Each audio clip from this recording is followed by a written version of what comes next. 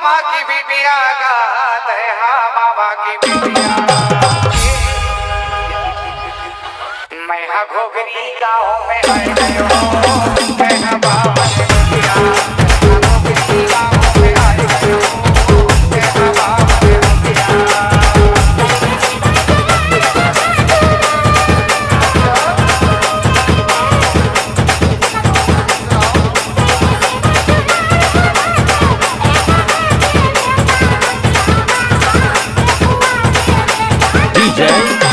परिहार सुनाओ।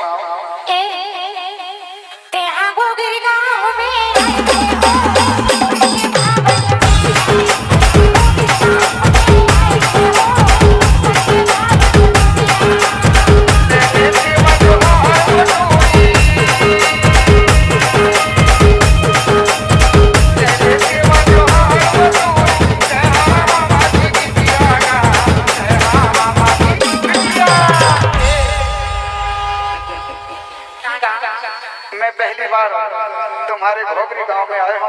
अच्छा, एक बार सेवा जोहार ले ले, सेवा जोहार ले ले जोड़ी। मैं यहाँ तो गाँव में आया हूँ, मैं हाँ बाबा ने बिटिया,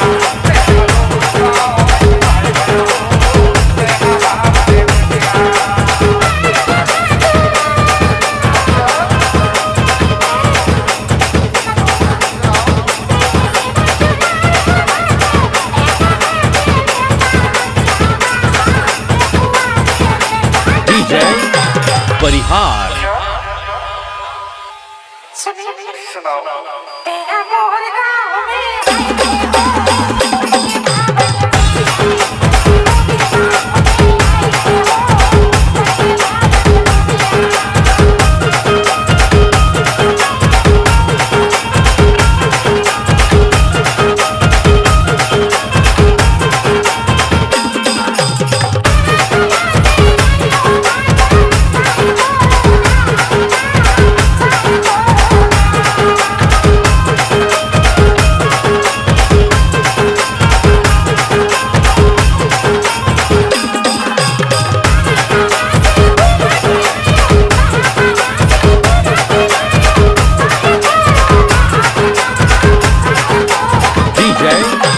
परिहार कहाँ से घूमत करते आए हो भैया?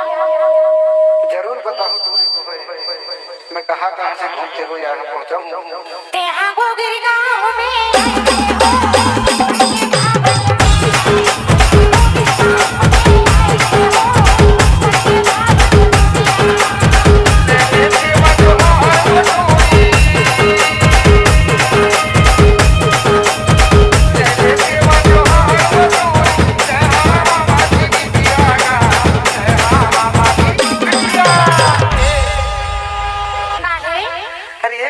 सेवा जोहार ले ली, टूरी सेवा जोहार ले ली। दे दो ना भैया जी सेवा। अरे सेवा जोहार देने के लिए मैं बड़ी दूर से चलकर आया हूँ। अच्छा, मुझे मालूम चला कि घोगरी गांव में 10 मई के उपलक्ष्य में बहुत बड़ा गुंडवाना का कार्यक्रम का आयोजन रखा गया है, तो मैंने सोचा चलो सेवा जोहार देके आऊँ। तेहा घोगरी गाँव में